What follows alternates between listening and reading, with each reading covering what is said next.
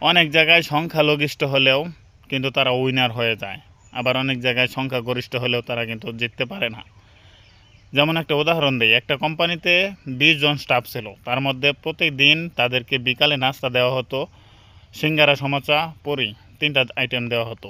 কিন্তু হঠাৎ একদিন বলে উঠলো তারা সকলেই, মানে 14-15 জন বলে উঠলো যে আমরা সিঙ্গারা, সমোসা খাবো না, অন্য আইটেম চাই।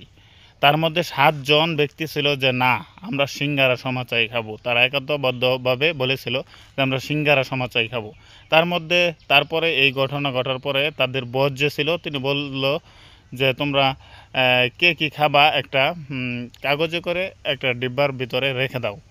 যেই ইটা বিজয়ী হবে, যেই আইটেমটা বিজয়ী হবে তারপর থেকে সেই আইটেমটাই তোমাদেরকে খাওয়াবো, নাস্তা দেবো, ঠিক আছে। তারপরে যে ওই 7 জন যে তারা বলেছিল যে আমরা সিঙ্গারা, সমোসাই খাবো, তারা 7 জনে একতাবদ্ধ হয়ে ওইটাই লিখলো। বাকি যে 20 জনের মধ্যে 13 জন ছিল তারা বলল এক একজন এক একটা লিখছে, তাদের মধ্যে একতাবদ্ধ ছিল না, তারা এক একজনে এক এক রকমের আইটেম লিখছে, যার কারণে 7 জন ওই ডিব্বা খোলার পর নির্বাচন করে দেখা যায় ওই 7 জনই বিজয়ী হয়েছে।